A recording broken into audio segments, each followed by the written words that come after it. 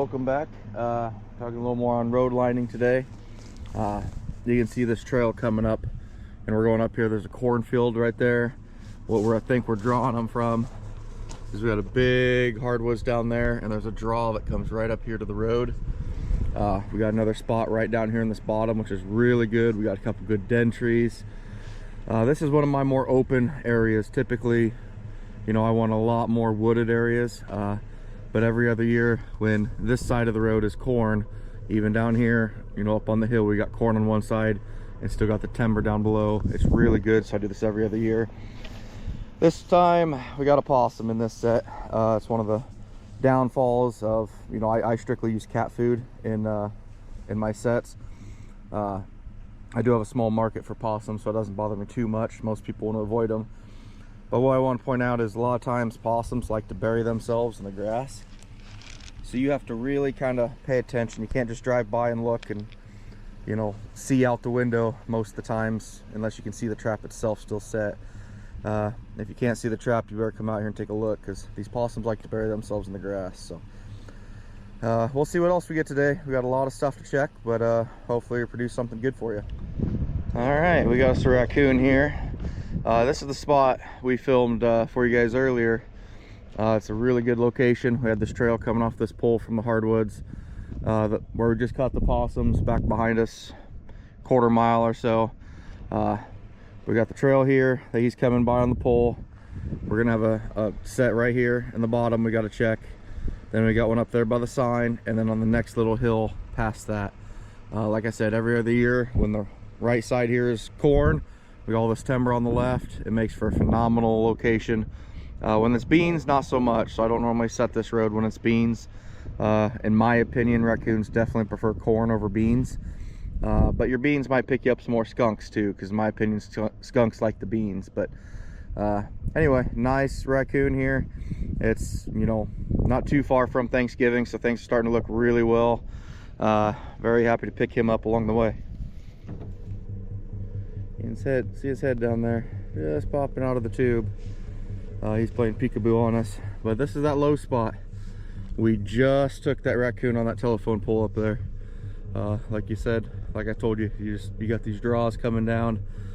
Just like deer, you're intercepting them from bedding area to feed, just like you would deer hunting. So late season when they're breeding, you know, they're not really focusing on feed. That's when I want more of my timber to timber style locations, because the boars are looking for sows. You know, they're not as actively feeding as, you know, just like bucks in the rut. They're not eating a whole lot. They're more focusing on women. So we'll get down here and take care of him. But 2 stops, picked up 2 what appears to be really nice raccoons. So that's why I like keep it condensed like this. Find these really good roads and then stick with them. So our next stop is right up here on that sign, and then the low spot, and then we're off this road. So here we got one of my favorite locations. We've got probably 80 acres of mature hardwoods on the opposite side of the road. We've got about the same that goes off into a big government bottom. Really good area. This is more of that timber to timber like I was telling you about. We don't have anything in these 2 sets today. Really surprising, actually. We've taken a lot of coon off it already, but this is the spot where late season I'll come back and set again, because those boars are going to be traveling back and forth between these timbers looking for sows. So late season's a lot of fun. The catch is generally not as crazy as early season, but you catch a lot of big mature boars.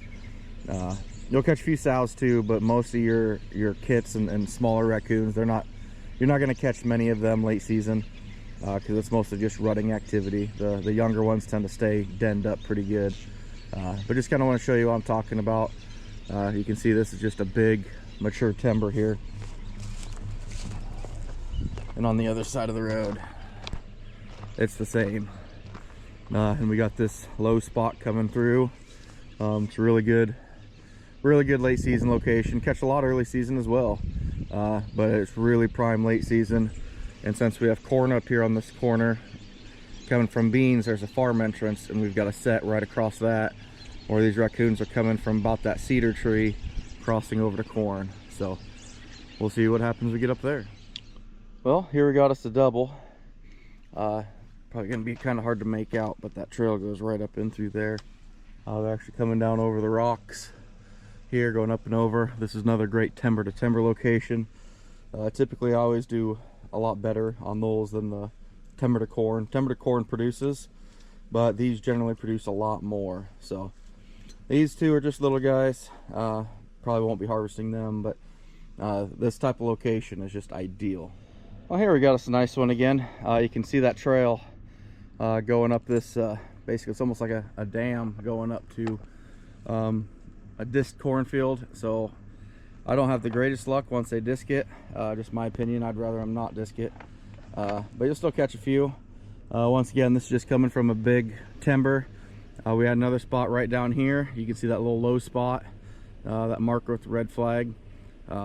Another great little location here, and that's kind of what we're looking for. It's just find the roads that have several of these. Any good chunks of timber going to corn.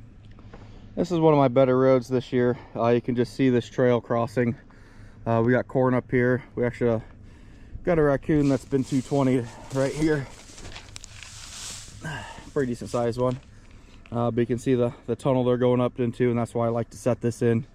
Get it, you know, a good cover over the top of it. But this particular road, we got mature hardwoods on one side. We've got a culvert right here on top of the hill. We've got another tube. Then where that tree line starts, we got more. Hopefully I have quite a bit here to show you, but this is one of the better roads when this is corn on one side, because we got all the timber on one side and now we got the corn on the other. Real quick, kind of want to show you how I brush in my 220s. You know, got blocking in through the spring eyes, and through excuse me, in the actual springs themselves. But I like to put a little stuff in front too to kind of break up that outline. Makes it a lot more appealing if they don't, you know, hesitate and see what's going on.